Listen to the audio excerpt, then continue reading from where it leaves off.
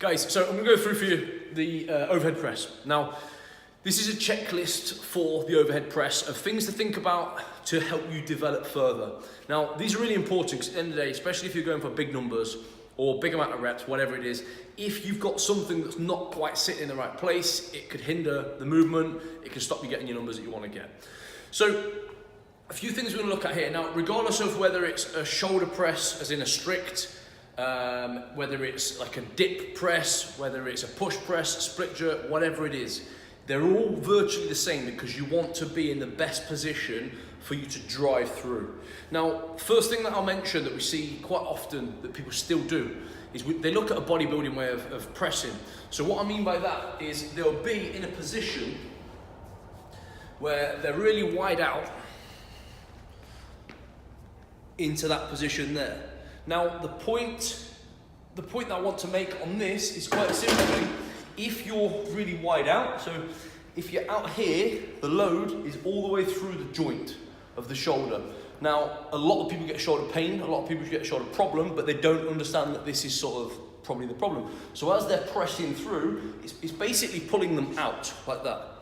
So what we want to do is bring your hands in so that you're in more of a natural position. Yes, it's going to be a lot more front delt, and if you're looking at it for not a strength point of view, more like a hypertrophy point of view, then you need to be obviously hitting the back as well. But in regards to sort of like a strength movement, it's a lot stronger to be in that position as opposed to that position there.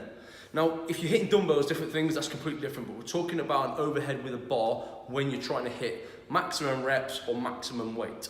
So, hand position is the focus of that. So, typically, like, people would be here.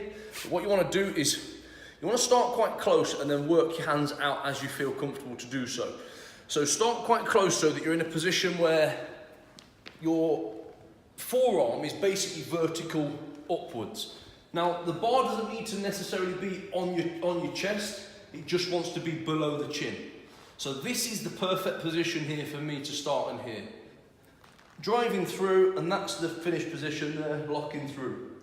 So again, try not to be in this position here and not quite locking. You want to fully lock through, extend your head at the top.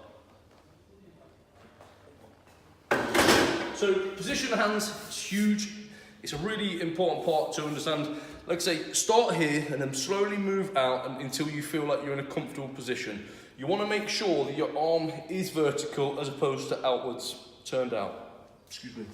And then another really important part then obviously comes into the breathing. So very similar with the other stuff, the breathing, bracing in, making sure that before you go, let's just say we're going for a 1 rep max, right? So lock in, pushing through.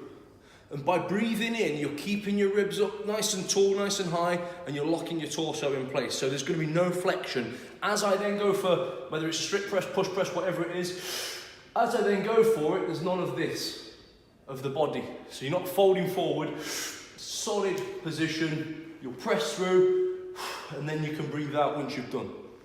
Okay? And then finally, the feet. So with the feet, this again, look at the squat and the deadlift. Where is your most powerful position? Your most powerful position isn't going to be out here. As much as you feel probably more stable out here, you haven't got a big drive. You want to be quite close so that you're directly underneath. But then you also want to turn your toes out slightly. And the reason you want to turn your toes out slightly is so that your knees break outwards and you can push upwards through your hips.